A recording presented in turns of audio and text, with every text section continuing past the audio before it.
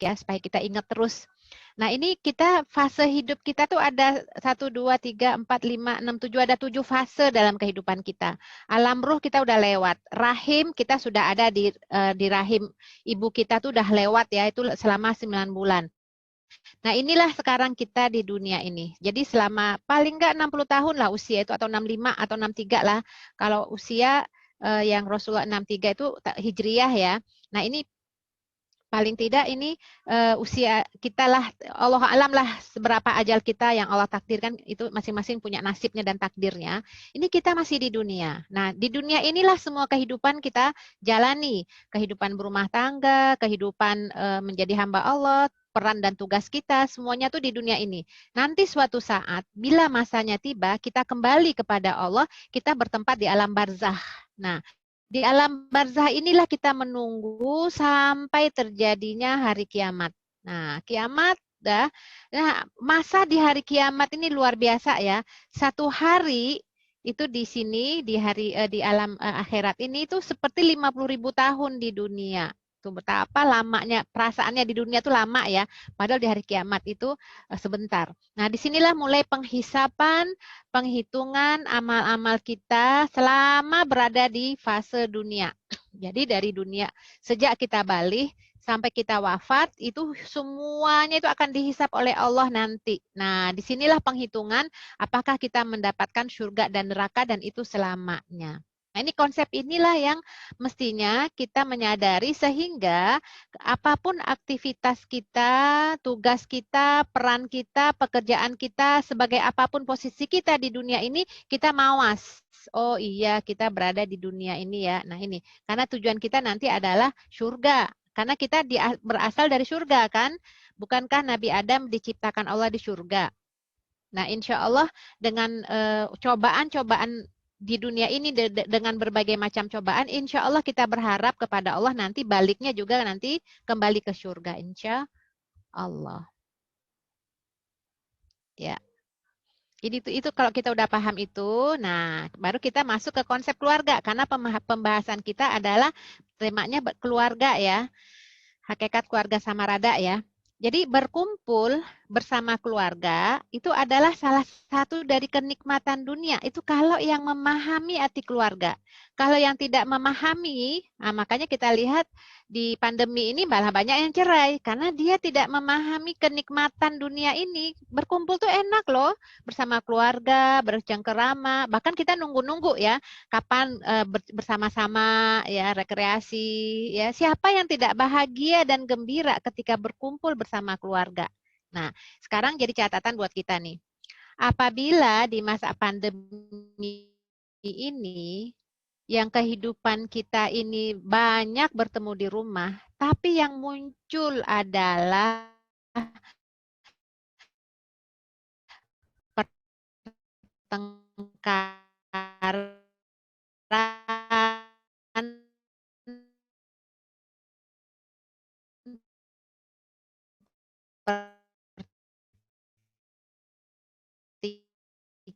kayak kemarin tuh saya dicurhatin oleh gambarnya Bunda hilang ya, fotonya. sama merupakan ya. Tadi fotonya hilang. Gambarnya hilang. Iya, gambar ustazahnya. Sekarang udah ada.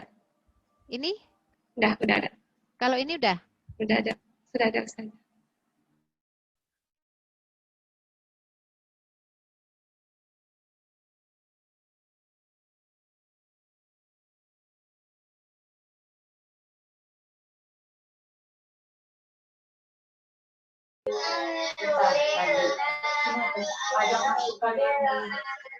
Iya. Tadi masalah koneksi internet.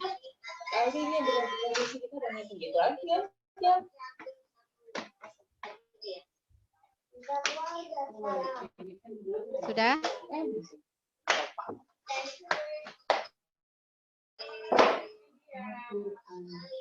Sudah, Ustazah. Tapi yang belum full screen ya? Iya, belum.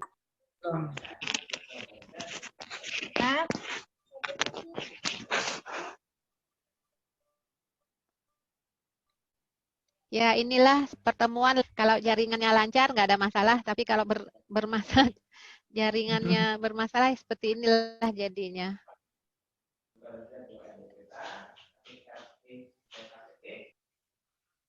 Ya, sudah? Sudah, Sudah, Ustazah. Ustazah. Tolong baik. Semua kenikmatan dan kebahagiaan yang diinginkan oleh manusia di dunia itu akan ada di surga kelak. Ya, jadi insya Allah, kalau banyak cobaan, banyak ujian kita di dunia ini, itu hanya sementara. Karena nanti kenikmatan yang sebenar-benarnya itu adalah bersama masuk ke surga, ya. Nih, walakum fiha ma tashtahi anfusukum walakum fiha ma tad'un. Ini surat Yasin ya. Di dalam surga kamu memperoleh apa segala kenikmatan yang kamu inginkan dan memperoleh pula di dalamnya apa atau segala kenikmatan yang kamu minta. Jadi tadi kita ingin bersama-sama di dunia ya, merasakan surganya dunia, baiti jannati, rumahku surgaku. Insya Allah nanti juga kita ingin di akhirat juga di surga bersama dengan keluarga kita. Ya, jadi kebahagiaan kita tuh abadi ya, tidak hanya di dunia tapi juga di akhirat. Kalau ini Fussilat 31, walakum fiha ma tashtahi anfusukum walakum fiha ma tad'un ya. Bukan surat Yasin. Atau ini atau Ar-Ra'd 23, jannatu adnin yadkhulunaha wa man sholaha min abaihim wa azwajihim wa dzurriyyatihim, yaitu surga Aden yang mereka masuk ke dalamnya bersama orang-orang soleh dari bapak-bapaknya, istri-istrinya, dan anak cucunya.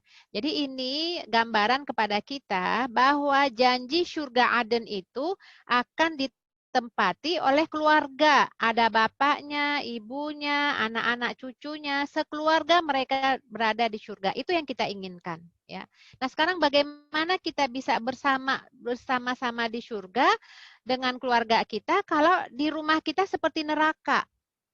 Ya, jadi ini catatan buat kita semua ya. Mudah-mudahan kita sebagai orang tua, istri ataupun suami nantinya di ini ya, di keluarga kita itu memiliki kesamaan ya, nanti kita akan bahas ya.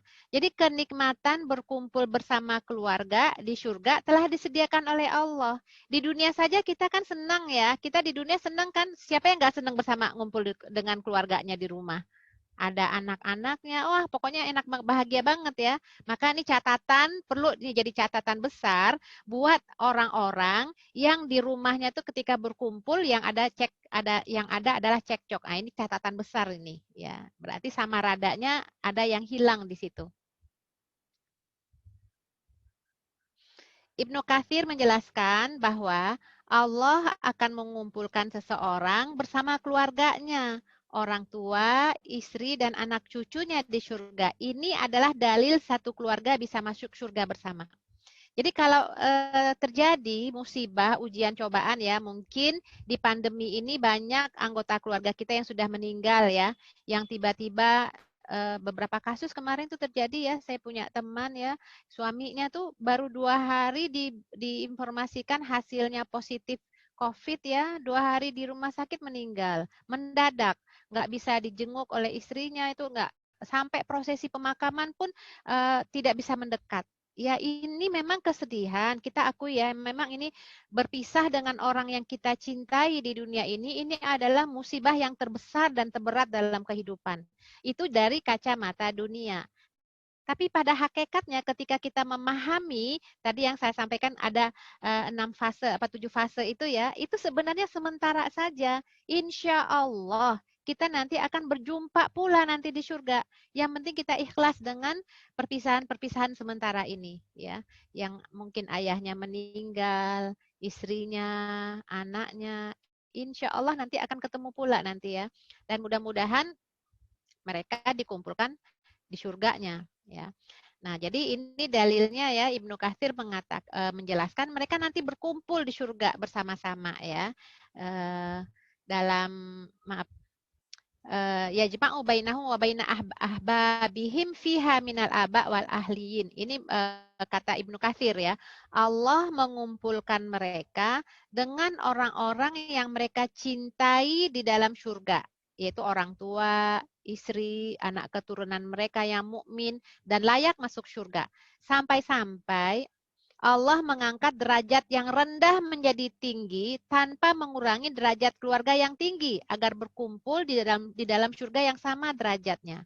Kita tahu ya, surga itu kan derajatnya tingkatnya itu kan ke atas, semakin tinggi tingkatannya semakin tinggi ya. Surga Firdaus itu paling tinggi. Kalau neraka kan ke bawah. Nah, bisa jadi mungkin anaknya itu berada di derajat yang bawah di surga ya, yang tidak sampai ke Firdaus atau apa yang selain itu ya. Nah, atau suaminya di bawah ya, derajat paling bawah, misalkan istrinya paling tinggi atau sebaliknya. Nanti di surga itu yang rendah derajatnya itu akan dinaikkan bersama dengan yang keluarganya dapat tingkat surga yang tertinggi tanpa mengurangi derajat yang tinggi. Jadi ini kehendak Allah dan Masya Allah ya, dikumpulkan bersama-sama. Ya, Masya Allah ya, ini yang kita harapkan dalam kehidupan di dunia ini. Surga sebelum surga yang sesungguhnya. Mengkondisikan keluarga sehingga bukan saja berfungsi baitun. Baitun itu kan rumah ya, tapi juga sakanun. Sakanan itu tempat tinggal yang menimbulkan ketenangan. Jika ada surga di dunia, maka itulah keluarga sakinah. Dan jika ada neraka di dunia, maka itu adalah rumah tangga yang berantakan. Ini kata Umar bin Abdul Aziz. Nah, bagaimana kita bisa mendapatkan surga tertinggi sementara di rumah kita di dunia nggak bisa kita jadikan surga? Makanya baiti jannati, rumahku adalah surgaku ya. Nah, al-jannah dunal jannah, surga sebelum surga yang sesungguhnya. Jadi kita jadikan rumah tangga kita di dunia ini adalah surga sebelum kita menempati posisi surga sesungguhnya. Nah, ini yang akan kita bahas bagaimana mencapainya, mendapatkannya agar kita merasakan surga di dunia, dunal jannah sebelum surga di akhirat. Nah, ini adalah ayat yang menjadi sudah ayat masyhur ya. Kalau di undangan-undangan tuh ditulis nih ayat ini. Wa min ayatihi an khalaqalakum min anfusikum azwaja. Ini sudah menjadi kayak udah pada hafal semua deh. Ya, ini kayaknya walaupun dia nggak ngapa-ngapalin karena sering baca jadi hafal ya. Nah, ini memang betul di antara tanda-tanda kekuasaan Allah, Allah ciptakan kita berpasangan ya. Dari jenismu sendiri, maksudnya dari jenis itu sesama manusia, tapi bukan bukan sejenis ya, ini sesama manusia ya, lawan jenis. Nah, supaya kamu cenderung dan merasa tentram kepadanya, itu sakinah ya. Jadi ini istilah sakinah kemudian diambil dari sini, litaskunu ilaiha wa ja'ala bainakum mawaddatan warahmah. Ya, inna fi dzalika la ayatil liqaumi yatafakkarun. Jadi di sini pakai Allah menyuruh kita berpikir. Sesungguhnya pada yang demikian itu terdapat tanda-tanda bagi yang berpikir. Jadi mikir dong gitu ya, supaya bagaimana tanda-tanda kekuasaan Allah ini menyebabkan keluarga kita ini jadi sakinah, mawadah, warohmah. Coba difikirkan gimana caranya supaya kita dapatkan itu ya. Nah, sekarang kita bahas definisi dulu ya, sakinah.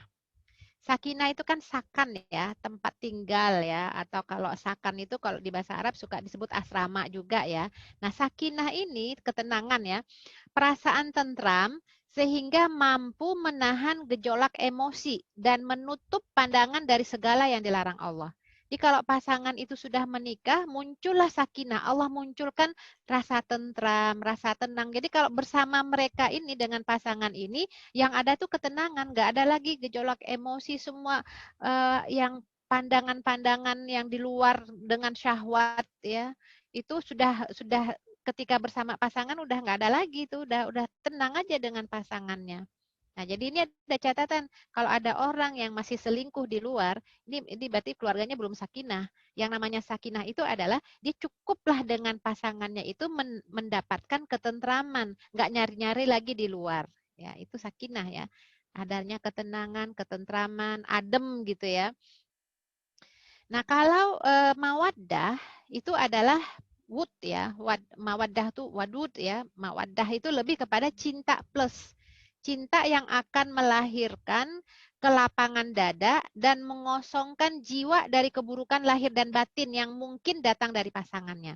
Jadi kalau orang yang udah namanya cinta, itu semua keburukan-keburukan pasangan itu sudah nggak menjadi persoalan lagi. Artinya sudahlah jiwa maafnya lebih dikemukakan karena adanya cinta. Nah, jadi di sini cinta dalam rumah tangga ini cinta plus ya.